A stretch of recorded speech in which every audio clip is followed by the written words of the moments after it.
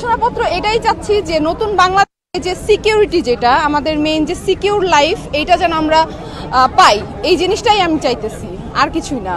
যে আমরা একটা সিকিউর লাইফ চাই, যে আমাদের একটা সচেতন একটা লাইফ লাগবে, করতে পারে যে না আমি অনেক মানুষের মধ্যে আমি সিকিউর আছি। আমার মন চাইলেই কেউ আমাকে ছিনতাই করতেছে না, মন চাইলেই আমি রাস্তা দিয়ে হাঁটতে পারতেছি, আমি একা চলতে পারতেছি, আমি দুইটা মোবাইল পকেটে নিয়ে হাঁটতে পারতেছি।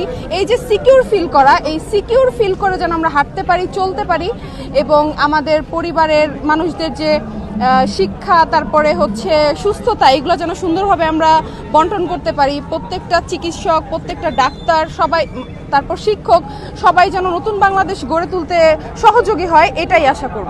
এই ঘোষণাপত্র এটাই চাচ্ছি যে নতুন বাংলাদেশে যে সিকিউরিটি, যেটা আমাদের মেইন যে সিকিউর লাইফ, এইটা যেন আমরা পাই।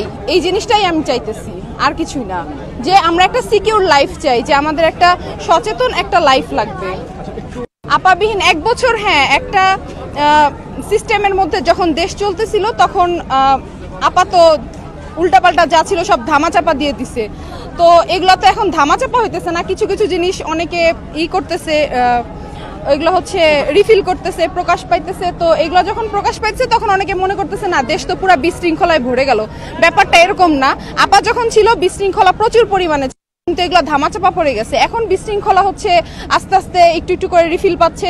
এইগুলা একটা দেশের হইলে, একটা দেশের সরকার পতন হইলে এগুলো হওয়াটা অত্যন্ত স্বাভাবিক, কিন্তু এই জিনিসগুলো কমাইতে হবে। আমাদের আবারও বলতেছি যে আমরা আমাদের সিকিউর লাইফ যেটা, এইটা আমরা চেষ্টা করব যে আমাদের সবার থেকে, আপনাদের সবার সহযোগিতা এবং দেশের প্রত্যেকটা মানুষের এটা নিয়ে ভাবতে হবে যে আমাদের সবার একটা সিকিউর লাইফ।